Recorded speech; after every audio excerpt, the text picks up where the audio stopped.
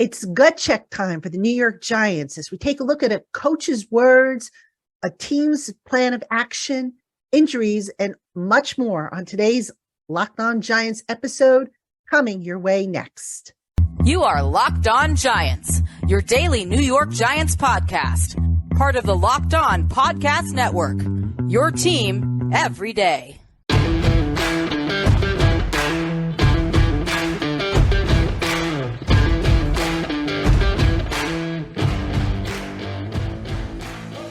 Today's episode of the LockedOn Giants podcast is brought to you by BetOnline. BetOnline has you covered this season with more props, odds, and lines than ever before.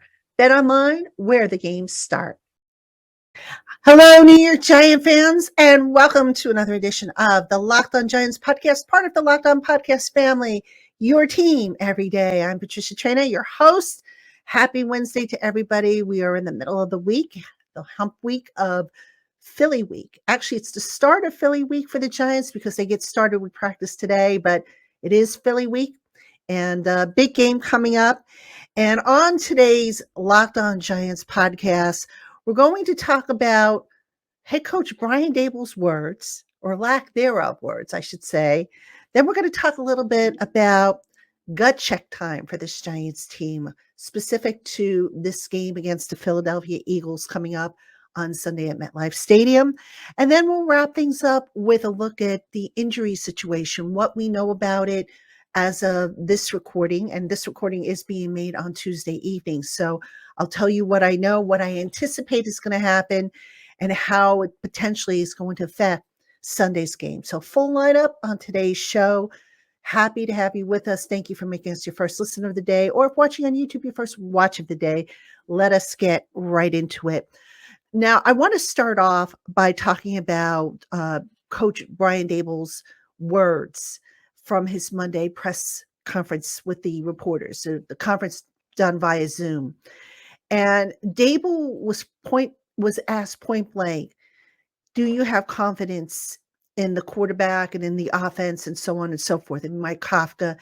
And of course, what was he going to say, folks? Was he going to sit there and say, no, I don't have confidence in the offense, because I'm down to my sixth and seventh string receivers, and because my offensive line has been mixed up, due to injuries, because my quarterback can't really, unleash the long ball, which is one of his strengths. What was he going to say? Seriously, was he going to sit there and say, oh, I don't have confidence in Mike Kafka for calling the plays? Some of the calls he's made have been, head scratchers. He wasn't going to say all that. And anybody who was thinking that he would admit to that, they were just, they were hooking up to fool's gold there, because that's not who Daboll is. That's not what he's been about. And to expect him to say anything different, I get it. The question had to be asked, but to get him to say anything different just wasn't going to happen. Now, there is an old saying, action speaks louder than words. And, you look at the Giants, you look at the offense in particular. Daboll knows what the shortcomings of that team are. All right. He knows that his receiving core, that, most of the guys on that receiving core that are their 1, 2, and 3 receivers, they weren't even on the roster. If you think about it, a while ago, Isaiah Hodgins was a late season ad. Marcus Johnson is somebody that they added from the practice squad after he was signed after the season. Richie James was with them from the start, but he probably wasn't projected to be like a number 1 or number 2. Darius Slayton was a guy that, gosh, you think back to September, there were questions as to whether or not he'd even be here if he didn't take a salary cap, or a salary cut, I should say. He probably wouldn't even be on this roster. So that being said, you go back and you kind of look at how the Giants progressed in the spring and in the summer. Who did Daniel Jones have to throw to? Who was he able to build chemistry up with? Now, if you go back to the spring, remember Kenny Golladay, Sterling Shepard, and Kadarius Toney, who were the receivers 1, 2, and 3, they weren't available because of, their respective injuries. In the summertime, Shep came back. Tony had the hamstring issues, which put him in and out of practice. And Galladay, when he was out there, you never knew what you were going to get from Galladay. So that kind of forced Daniel Jones to go to the Richie Jameses of the world, the David Sillses of the world, the Darius Slaytons of the world. And Slayton, if you remember, he wasn't even active for the first game. So you look at this offense, and the passing game is kind of based on the quarterback and the receivers building up that camaraderie, that trust, where the quarterback can read the receiver.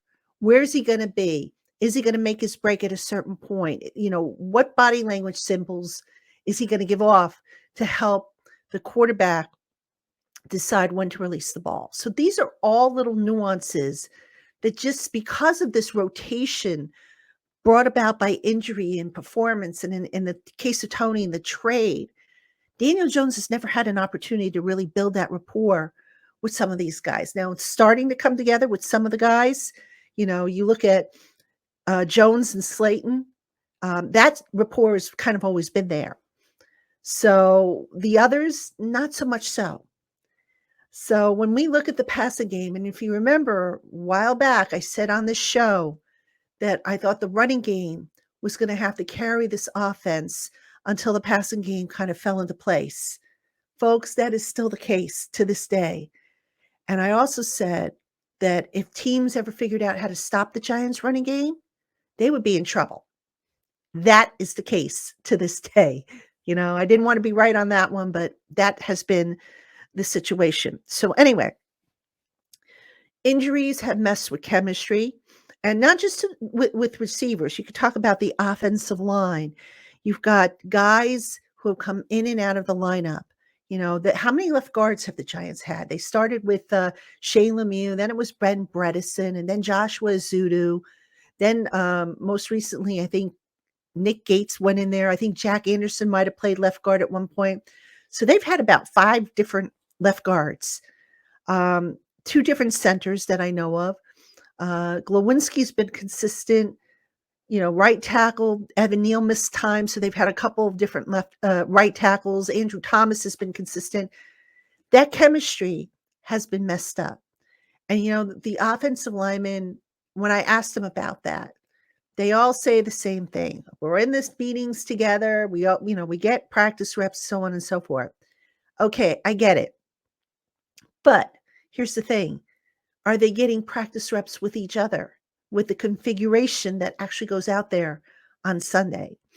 My guess is probably not a whole lot of reps, if any, because if you don't know, for example, that a guy's going to be ready to play on Sunday, how are you supposed to get reps with him? All right. Now, yes, they sit in meetings and they learn the signals and the code words and all that stuff. Great. But there's something to be said for the unspoken communication amongst offensive linemen. And that has been a problem with, if you watch the tape, sometimes you'll see guys on dual blocks where a guy will pass another guy off to, will pass a defender off to another guy. And there's just, a miscommunication as to what needs to be done. And that happens, in the interior specifically. So, they could sit there and say, oh, we're in meetings and reps and all they want. It's not the same if you're not getting the reps with the guys you're going out there on Sunday with.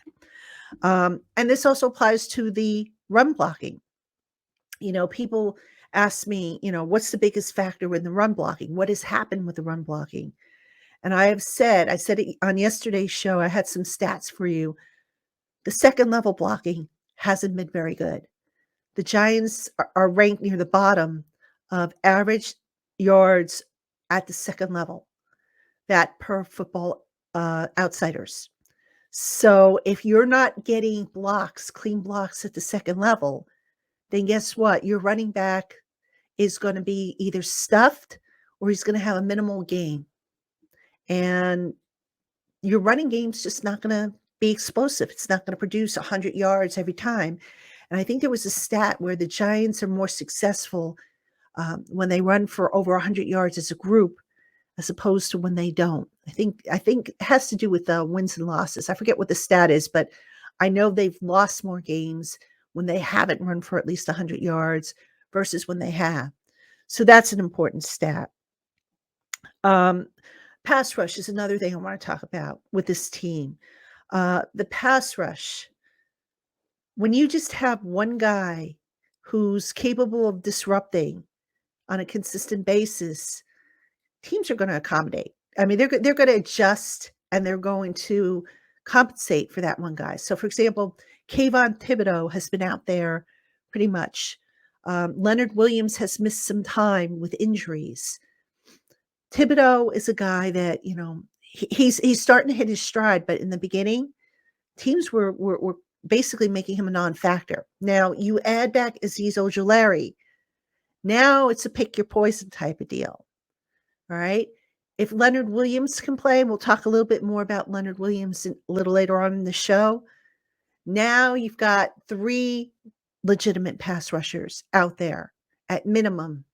Right. And then, if Wink decides to throw in a Jihad Ward or, do some creative blitzing and stuff, now you've increased your arsenal.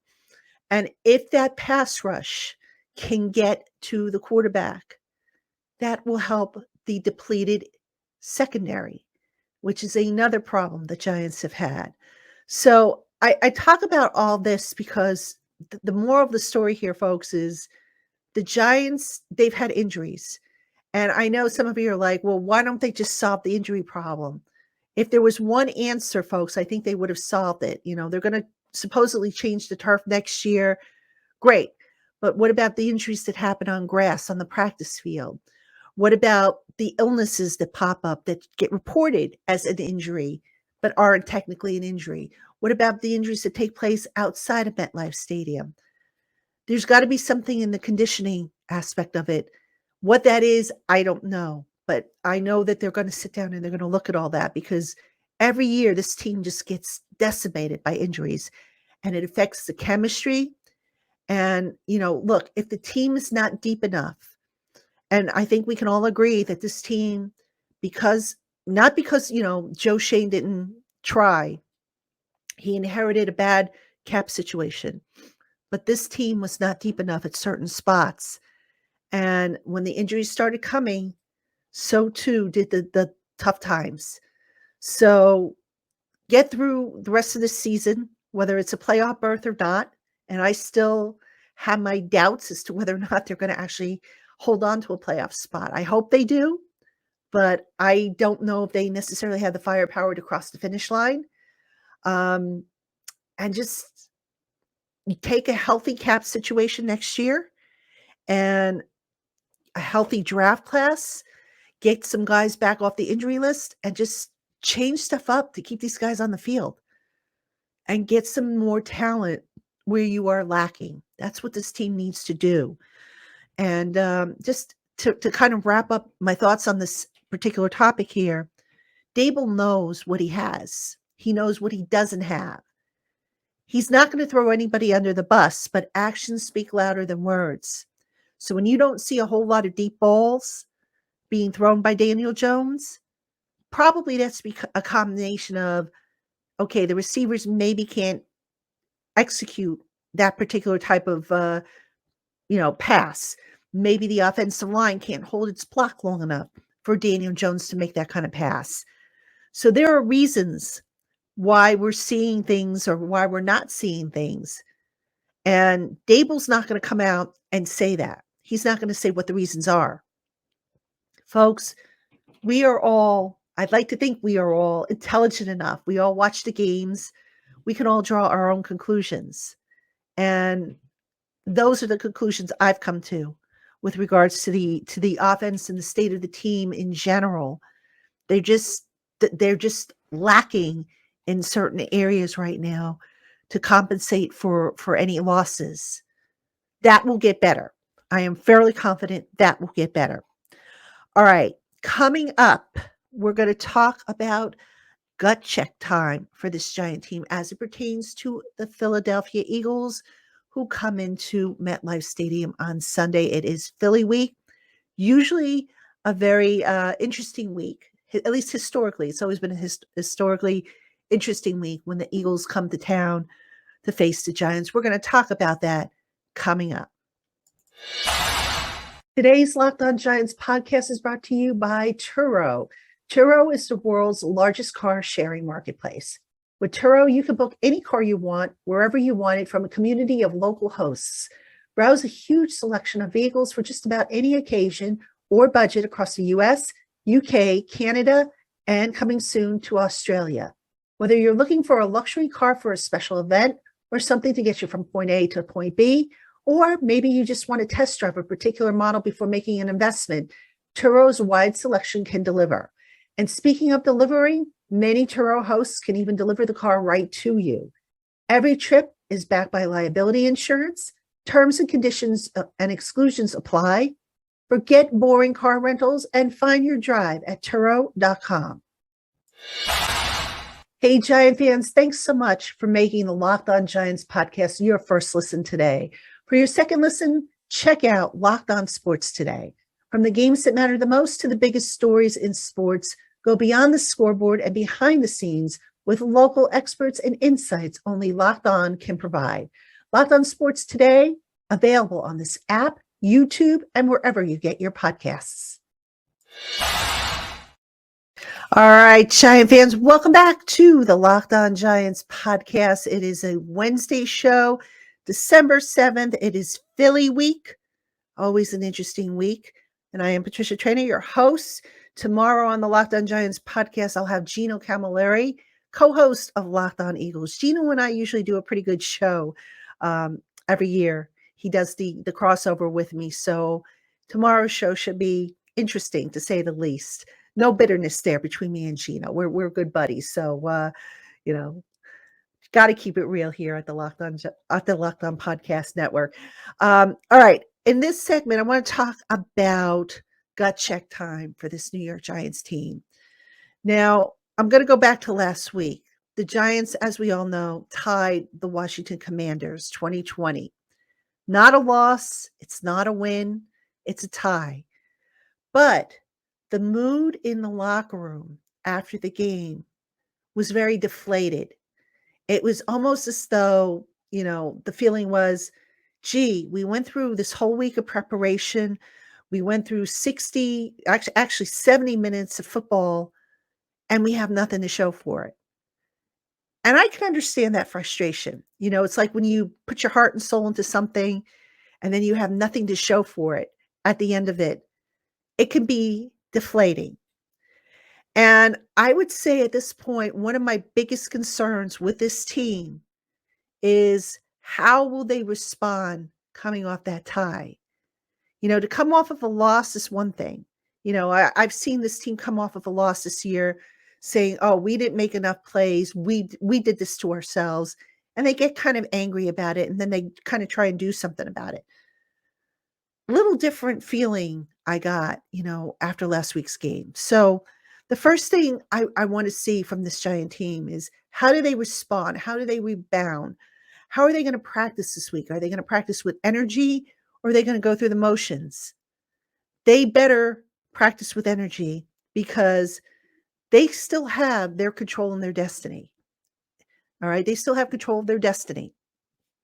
And they cannot get so deflated to where, they left it all on the field last week against Washington, and now they have nothing left to give against Philly. I mean, Philly, this is a team that's had their number for quite a number of years. And I know it's a new regime, a new team and whatnot, but look at the history here. Have some pride and say, look, enough is enough, Eagles. You're coming to our house. You're going to be in for a fight. Don't be intimidated by the record. Don't be intimidated by the fact that the Eagles probably have the better roster, a deeper roster. Just go out there, Giants, and just punch them in the mouth and fight. Turn this into a street brawl like only the Giants can. And if they don't come out with that energy, if they come out flat, oh gosh, we're going to be in for a long afternoon on Sunday. Now, here's the other thing. People are asking me, do I think the Giants can beat the Eagles? And look, I'm not going to lie to you. I would say that the Giants have a very uphill battle to beat the Eagles. I don't know that they could do it. But that being said, what I want to see from the Giants is even if they don't beat the Eagles, stand toe to toe with them. Don't just, let them run all over you. Don't let them, dominate you the way the Cowboys dominated the Colts the other day. Stand toe to toe. Now, you're probably saying, well, what's the good of that? It would still be a loss at the end of the day. But I always go back to 2007 when the Giants played the Patriots in the final game of the season, and they lost that game. But they stood toe to toe with the Patriots, and that gave them confidence that carried over into the postseason. So even though, ideally you want to come out with a win, and by the way, any given Sunday, the games aren't played on paper, they're played on the field. So Washington beat Philadelphia.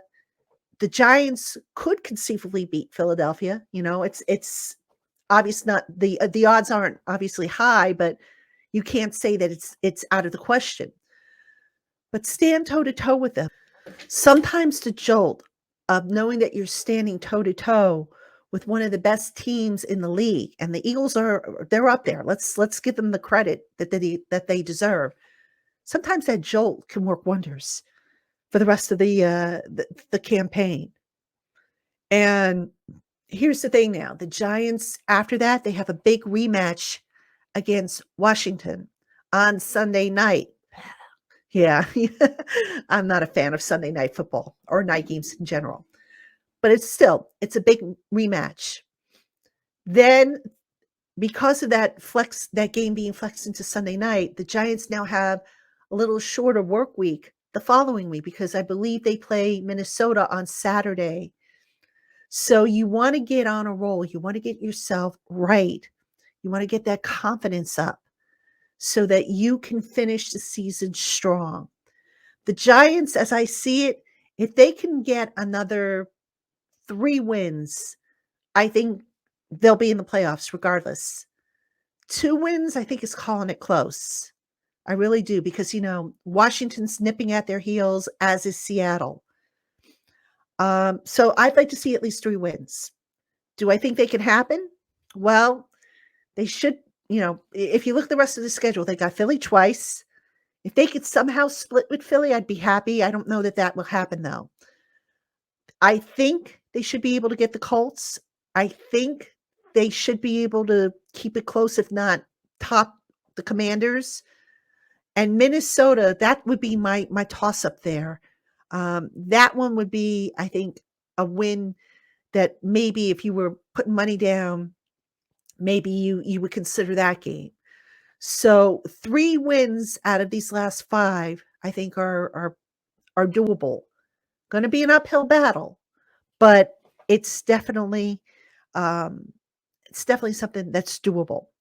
So, the confidence, that's the biggest X factor for the Giants. Stand toe to toe with Philly, even if you lose, as long as it's not a massive blowout. If it's by a field goal or a touchdown, a 1-score game, that to me should be enough to get them into the right frame of mind. It's a little different than when they tied against the Commanders because that was a game. Giants had that game and they kind of let it slip away. And, they could complain about the officiating and whatnot. We could complain about the officiating every week if we wanted to, but it is what it is. You've got to make the plays so that the officiating doesn't come into to play. And the Giants just didn't do it.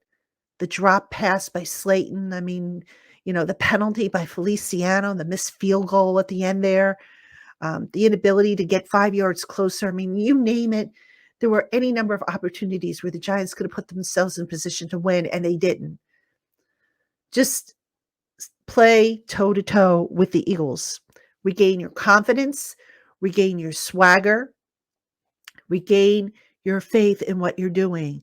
And see what happens at the end of the day. Maybe good things will happen. All right, coming up next, folks, we're going to talk a little bit about injuries. I'm going to tell you what I know and what I'm anticipating for the Giants injured that's coming up next. And now, a word from our sponsor, BetOnline. BetOnline is your number one source for football betting info this season. Find all the latest player developments, team matchups, news, podcasts, and in-depth articles and analysis on every game, both college and NFL. And BetOnline doesn't stop there.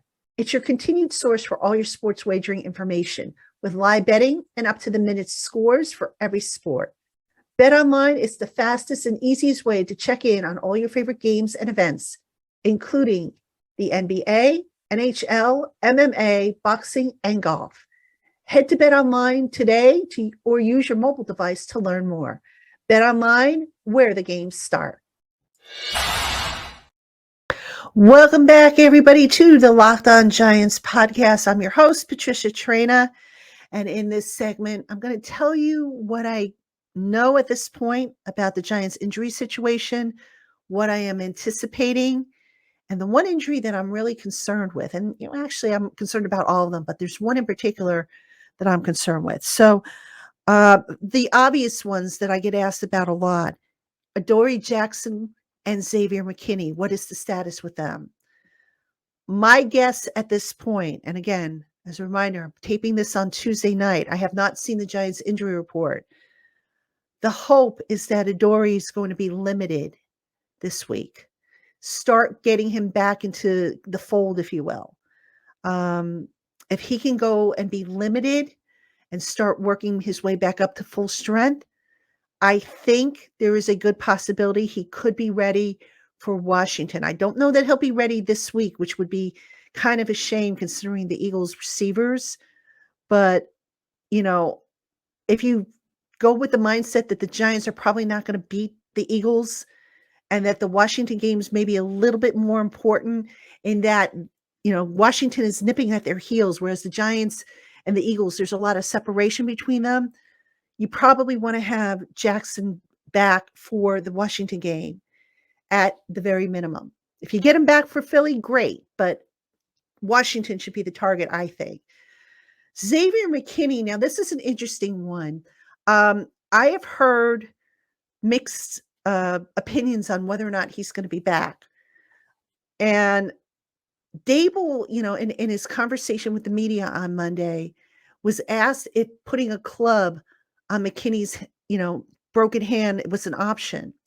And he said he wasn't.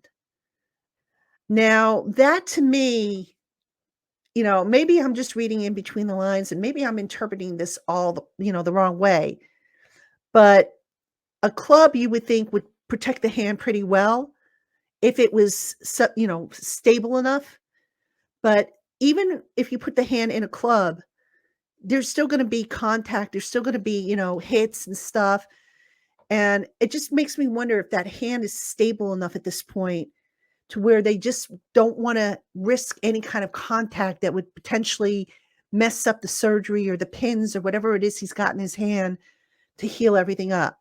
So I don't think McKinney's going to be ready for this week.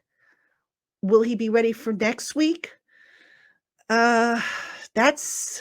I got to see what happens this week. I don't know that he's going to practice this week. I've got to see if maybe I can run into him and kind of get a feel for where things are at. I would say at this point, if I had to put a percentage on it, and you guys know how I hate to do percentages because I'm a yes or no person, but I would say at this stage, McKinney probably has a 10% chance of being ready for Washington next week. Now that is subject to change. Again, I'm recording this on a Tuesday night. Haven't seen an injury report. Haven't been in the locker room yet for the week. So that is subject to change, that percentage. It could potentially go up if I can see for myself where things are at with that hand and also if he does any practicing, which I don't know that he's going to do this week. Again, if a club is not an option, and I don't know how, I think it would be kind of hard for a defensive back to play with a club.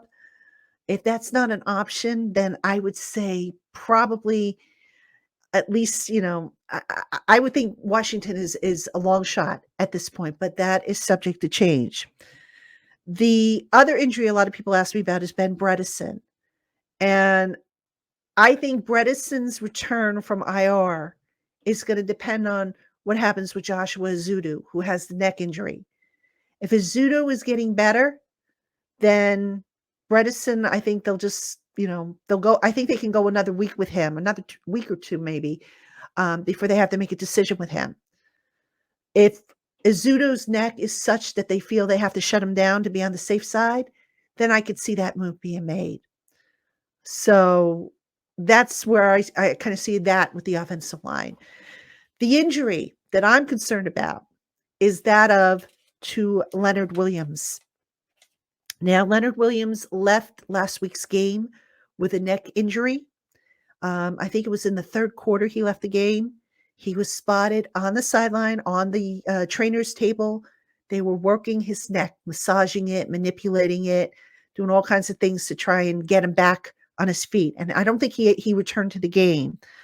Now, here's why I am concerned about that injury. Leonard Williams is a two-way player for the Giants defense. All right, so let's talk about the run. All right, the Eagles are coming into this game with, I believe, the fifth best rushing attack in the league, 154.6 yards per game average rushing. Leonard Williams, out of the Giants run defenders who have played the majority of the snaps against the run this year, has, according to Pro Football Focus, the best run stop percentage of any of the defensive players on the team. His run stop percentage is 8.4%, which means he's getting stops. You want Leonard Williams on the field if you're facing a good running game, which the Eagles have. All right. So will Leonard be on the field? I got to think that he's going to do everything he can to be on the field. But again, let's see what the practice report says and how much he's able to do during the week. Let's talk now about the pass rush and Leonard Williams' effect on the pass rush. Even though the Giants have Azeez Ojulari back, they have Kayvon Thibodeau, which, as I mentioned earlier, big help. Having Leonard Williams to help push that pocket with Dexter Lawrence, huge. Eagles quarterback Jalen Hurts has completed 43.8% of his pass attempts when under pressure. Amongst quarterbacks who have taken at least 106 minimum dropbacks, that percentage is the third lowest in the NFL. So no surprise here, folks. You stop the run, you force Hurts to throw, you try and dictate his tempo rather than let him, dictate it to you. And you give yourself a fighting chance of maybe controlling that offense. So Leonard Williams, that's a big injury and one that I'm very curious to see whether or not he's going to be able to make it back. Now, there are other guys, obviously, who are going to show up on the injury report from last week. They had some guys that were questionable, who had injuries. Cordell Flott. I know Richie James, although Richie James played, he was on the report last week. They had a whole bunch of guys that were questionable last week, many of whom played. We will see what the new injury report looks like. And I'm sure somewhere along the line before this week is over, I'll have an update for you on where those guys stand. All right, Giant fans, that is going to do it for us here on the LockedOn Giants podcast. Again, I want to thank you for tuning in, making us your first listen of the day, or if watching on YouTube, your first watch of the day. Make sure you tune in tomorrow for Crossover Thursday. Gino Camilleri of Locked On Eagles will join me, and we will break it all down and mix it up. And then I believe on Friday, we will have Locked On Giants Live. You know who? Trina, Tana, and Dog. That's right. We're going to do it again, folks. It's a tradition. We have to do it. So I'm going to confirm with the Dog and Tana if it's going to be Friday at 7:30. If it's not, those of you who watch us on YouTube, you'll see when the posting comes up. If just so you want to subscribe, click that little bell for notifications so that you know when Locked On Giants Live is dropping, because sometimes we have to do it on Thursday night because of scheduling. So, but we're going to probably do it again at some point, and I hope you'll check it out. So, all right, everybody, thanks again for tuning in. We will see you tomorrow. Have a great, great day, Giant fans.